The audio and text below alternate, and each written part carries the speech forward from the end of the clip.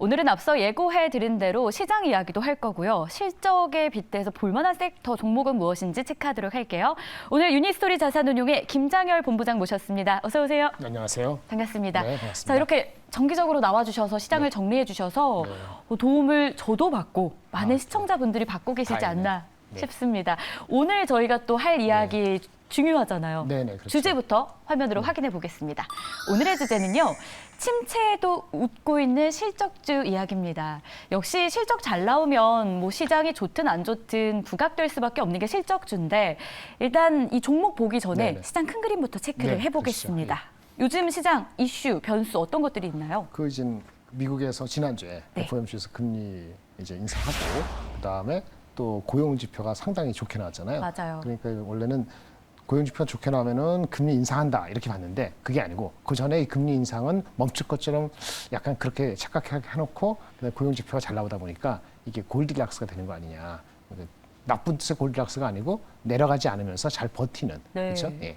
너무 핫하지도 않고 너무 콜드하지도 않은 이런 시츄에이션이 되는 거 아니냐라고 생각이 돼서 미국 장은 꽤 올랐어요. 근데 반면에 우리나라 장은 월요일, 화요일, 지금 오늘 수요일인데 그거보다는 그냥 버티는 정도거든요. 아직 CPI라든지 확인할 수 있는 게 있고 그러다 보니까 그리고 미국 장이 오른 거는 물론 금리 인상이 멈춘다는 것도 있지만은 근본적으로는 미국도 실적이 좋고 그다음에 시장을 드라이브할 수 있는 빅텍에 대한 의존도가 컸는데 한국은 그런 빅텍이 적단 말이에요. 그러다 보니까 한국은 미국만큼 못 따라가고 그냥 멈추는 정도로 해왔는데 지난주 말부터 이번 주 이렇게 올해 보면은 결국은 실적 대비했을 때 예상보다 실적이 반영이 덜 된 주식들, 그렇죠? 폭등하지 않고 그런 주식들은 좀 반응을 했기 시작하거든요. 그래봤자 뭐 5% 30%는 네. 아니지만 그래서 그런 종목 중심으로 상대적으로 삼성이나 하이닉스는 못 가고 자동차 주식이라든지 엊그저께 네이버 같은 거 주식 같은 것도 결국은 실적에 반영이 안 된 거거든요. 그런 주식들을 좀 포트폴리오 차원에서는 찾는 게 맞고 개인적인 투자가들은 좀 다른 의견이 있을 수 있는데 네. 그건 지금 말미에 오늘 준비를 구도로 한 게 있으니까 그거까지 보탬해서 말씀드리는데 실적이 반영 안 된 주식을 채워놓고 하지만 현금은 예전에 한 20% 이상 가지고 이번 주를 지나가야 되지 않을까라고 보고 있습니다. 네. 일단 이번 주는 저희가 무난하게, 네. 안전하게 지나는 게 좀 중요하지 않을까. 그렇죠. 일단은 네. 아주 쉽게 비유적으로 말씀드리면 인플레 우려가 가장 큰 거였잖아요. 맞아요. 그래서 금리를 인상을 더 하느냐 아직도 그런 게 있는데 인플레 우려를 늑대라고 보면은 늑대는 잠깐 절로 가고 근데 늑대 나오면 항상 또 더 큰 무서운 게 사자가 있다고 보는데 사자는 이제 그 경기가 확 침체해가지고 엄청나게 이제 다운 사이클이 오는 건데 사자도 안 올 것 같고 사자도 그렇게 뭐 큰 사자가 아니고 이빨 빠진 사자인가 그런 약간의 선입관 내지는 그 기대가 미국장은 반영된 거고 한국은 그래 이제 늑대는 사라질 수도 있다고 보는데 사자가 이빨 빠진 사자인지 아니면 아직은 또 사자가 도사되고 있는지 한국은 잘 모르겠다. 그래서 한국은 조금 디커플링은 아니고 못 돌아가는 그런 상황이라 보시면 될 것 같아요. 네, 뭐 늑대, 사자 이야기까지 해서 좀 이해가 쏙쏙 됐던 것 같은데 한편 이런 가운데 좀 시장은 불안하지만 상대적으로 선방해주는 네. 완전 잘 간다고 볼 수는 없는데 그렇죠. 그래도 좀 눈에 띄는 섹터는 분명히 있었어요. 빅테크 기업들이 아닌가라는 생각이 드는데 이 기업들 점검 좀 해주세요. 네. 특히 그렇죠. 반도체주들 네. 실적은 잘 안 나왔지만 향후 전망에 대한 기대감이 상대적으로 높다는 평가들이 있었는데 퀄컴은 또 그렇지가 않더라고요. 네.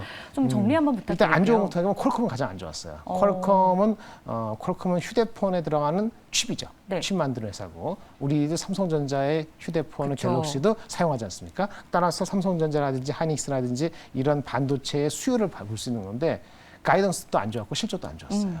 그거는 전망도 안 좋고. 그렇죠. 걔네들도 이제 중국에 의존하니까 뭐 애플에도 팝니다만은 중국의 휴대폰 업체한테 퀄컴의 칩이 많이 사용돼 스냅드래곤 판매되는데 가이던스가 안 좋았어요.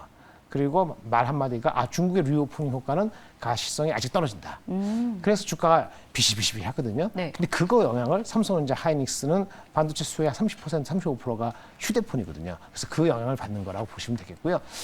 그다음에 반면에 인텔이나 AMD나 이런 쪽의 실적은 뭐 그다지 나쁘지 않았어요. 네. 하지만 여전히 데이터 센터에 대한 수요에 대한 투자가 아직 팍 일어나지 않다 보니까 좀 보수적인 건데 그나마 가장 좋았던 거는 애플이죠. 단연코. 그래서 그렇죠. 애플의 실적이 예상보다 잘 나왔습니다. 휴대폰이 잘 팔렸다고 하는데 이거 두 가지입니다. 휴대폰을 잘 팔았는데 애플에서도 잘 팔았는데 삼성이나 다른 휴대폰 아까 말씀 중국이라든지 삼성의 휴대폰이 계속 잘 팔리냐. 이래야지 반도체 좋고 반도체 좋아야지 삼성 안에서 좋거든요. 근데 아까 말한 것처럼 애플이 좋게 나왔습니다만은 애플 말고 딴 데는 잘 모르겠다 그러니까 애플의 실적 좋은 게 삼성 안에서 이어지지 못하고 퀄컴에 영향 받은 거예요. 일단 애플이 실적 좋았던 거는 뭐 중국도 좋고 미국도 좋고 이런 것보다는 신흥국가 인도, 뭐 인도네시아 뭐 다른 나라, UAE 이런 신흥 국가에 엄청나게 자기네들의 그 시장에 기회를 봤다 이렇게 얘기했거든요.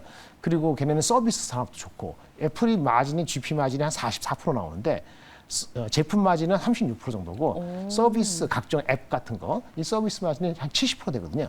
근데 그 서비스 비즈니스가 한 20% 되다 보니까 얘네가 좋은 거죠. 그래서 애플이 좋은 거는 사실은 삼성하고 바로 연결되지 않는 경우가 앞으로도 허다할 것이고 반면에 애플한테 납품하는 회사들은 괜찮죠. LG 이노텍이라든지 네.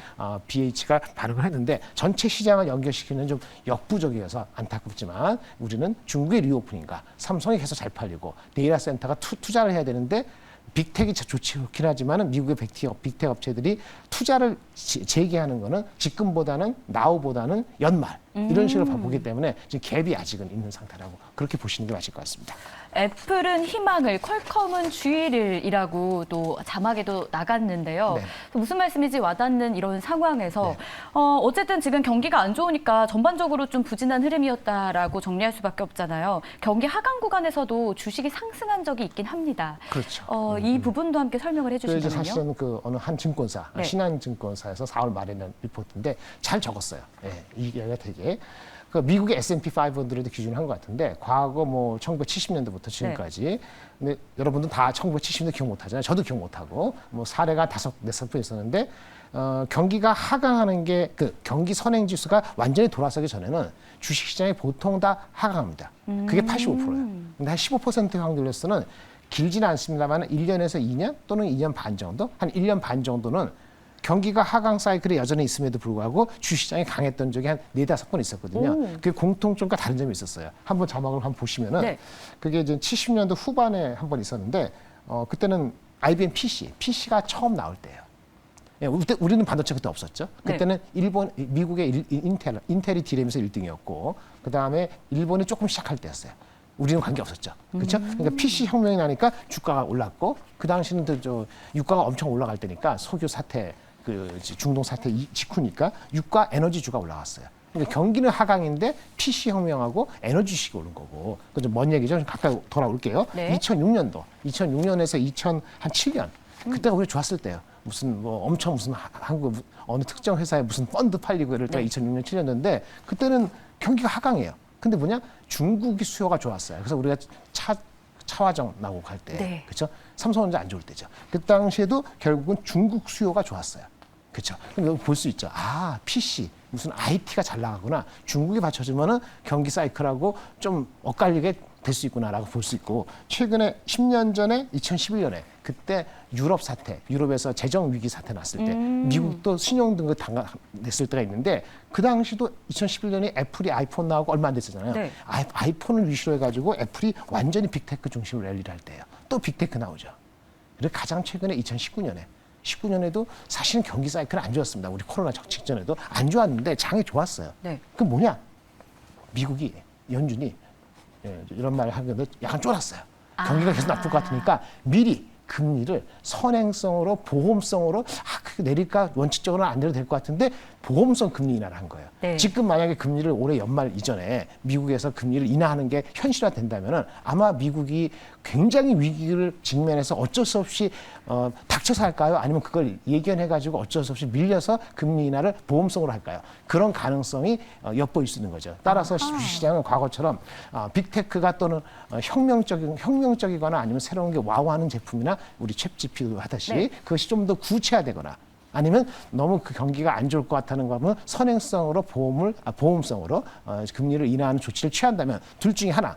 둘 다 일어나면은 상당히 크게 오르는 거고 둘 중에 하나만 일어나도 주가는 안 빠지고 골디락스가 될 수 있어서 그러면 이제 인플레 우려는 잠시 늑대는 사라지고 그다음에 이제 경기 침체는 조금 세지 않게 올 수 있느냐 희망성이 섞이는 거죠. 과거의 사례인데 확률적으로 너무 믿지 마세요. 이게 확률이 100% 중에서 15%밖에 없었다. 그러니까 지금 아슬아슬하게 가고 있는 거예요. 예, 그렇게 보시면 될 것 같습니다. 좋습니다. 자, 그러면 저희가 한 가지 더 점검할 섹터가 있죠. 네. 조선주 아닐까 싶은데 이 좀 소외주에서 탈출할 수 있을지 궁금해요. 사실 지난주에 나와서 얘기했어야 되는데 네. 제가 타 방송에서 지난주에 벌써 얘기했거든요. 아쉽습니다. 예, 이게 자주 나와주세요. 매주 나와야 돼요. 네. 매주 나오면 이게 업데이트가 되는데 항상 후가 아닌데 어쨌든 간에 조선주는 이렇습니다. 조선주가 수주는 많이 받았어요. 네. 작년에도 주가 오른다는데 안 오르고 뒤통수 치는 것처럼 돼하고 바닥이라는 실망했잖아요. 말이 많더라고요. 맞아요. 그래서 조선주는 애널리스트 많이 얘기하는데 그분들이 양치기 소년처럼 됐는데 실제 수주는 좋았거든요. 1분기 실적도 뭐 판타스틱하지 않았는데 어느 정도 흑자 난세했고 현대미포조선 빼는 흑자 났거든요. 그래서 괜찮았어요. 나쁘지 않은데 예전 과거 같으면 조선이 피크일 때가 2007년도 차화정 때 그때인데 그 당시에 이 정도 수주면은 주가 이 정도 갔단 말이에요. 지금 이제 요 정도 수주의 주가 과거에 이렇게 갔으면은 지금은 과거 레벨에 한 3분의 1밖에 주가 반영을 안 한 거라고 사람들이 인식을 하기 시작한 게 한 1, 2주 됐어요. 네. 예, 그래서 지난주를 기점으로 해서 주가를 좀 올린 거죠. 맞아요. 오늘은 저기 하지만 그래서 근데 왜 그럴까? 왜 그렇게 안 오를까? 그러면 과거에 수주는 많이 받았는데 과거처럼 과거에도 나중에 지나가 보니까 그게 저가 수주였더라. 항상 무슨 비용이 발생해서 이랬으면 또 나오더라. 그러니까 실적에 대한 믿음이 아직은 충분하지 않거나 아니면 그 저가 수주에 대한 의욕이 있는데 사실 올해 1, 4분기나 2, 4분기 초까지는 과거의 저가 수준 나온 물량이 이 실적에 영향을 미치는 게 2분기 초반까지 네. 있어요. 근데 이제 2021년도 3, 4분기 이후부터는 저가 수주가 많이 거의 없어졌거든요. 따라서 올해 하반기부터 인식되는 수주 물량, 과거의 거는 제대로 어닝이 반영되는데 그게 차근차근 반영되겠죠. 그래서 주가가 폭발하기는 어렵지만은 지금 다 애매하잖아요. 많이 오르고. 근데 넘버가 있으니까. 뭐 자동차만큼 확실하지는 않을지 모르지만 자동차도 그렇고 네이버도 그렇고 조선주도 그렇고 실적에 대한 어느 정도 뒷받침이 있으면 좀 더 갈 수 있다 이렇게 보는 거죠. 그것이 가장 크고요. 과거와 다른 게 지금은 LNG 선, LNG 운반하는 선 그거에 대한 수요가 많은데 LNG 운반선은 과거 뭐 해양 플랜트보다는 마진이 좋아요. 그래서 그거 중심으로 수주가 되게 많기 때문에 괜찮다 보는 거죠. 물론 경계해야 될 건 있습니다. 계속 최근 한 3, 4개월 동안 신조선가 새롭게 조선 만든 거는 맞아요. 가격이 오르고 있는데 근데 이제 배를 운영하는 그 용선용가 배 운행하시는 분이잖아요. 그건 가격이 내려가고 있어요. 이상하네요. 그러니까 이제 그건 경기 영향인 것 같거든요. 그러면 이것이 결국은 배 선사 운영하면서 그쪽에 가격이 계속 내려가면은 나중에는 배를 사는 신조선가도 결국은 영향을 받는 거 아닌가 이런 그 경계의 목소리도 없지는 않는데 그걸 얘기하기 전에 일단 받은 수주하고 이익이 계속 쌓이는 거에 대한 가치는 어느 정도 올라가야 되지 않느냐 그것이 이제 맞부딪히는데 좀 더 갈 것으로 보여지는 거고요. 대표적인 주식이 이제 적자가 안 나는 주식으로서는 현대중공업, HD 현대중공업, 삼성중공업, 그 다음에 HD 한국조선해양 이렇게 있는데 HD 현대중공업은 누구나 다 아시는 거니까 뭐 설명이 필요 없을 수 있겠죠. HD 한국조선해양인가 이 주식은 중간 지주예요. HD 한국조선해양이 현대중공업도 미포조선도 그다음에 비상장 삼호중공업을 다 지분을 갖고 있거든요. 그러다 보니까 제대로 밝혀지지 않거나 이제 좀 평가를 덜 받고 있는 소지가 HD 한국 조선해양이 저평가돼 있다고 보여지는 건데 엊그저께 좀 많이 오르긴 했었죠. 특히나 비상장인 삼호중공업이 가장 수주가 활발했거든요. 그래서 그거가 반영이 되면은 잠깐 HD가 붙으니까 발음이 길어지네요. 한국조선해양은 업사이드가 제대로 받으면 있다고 볼 수 있는 거죠. 네.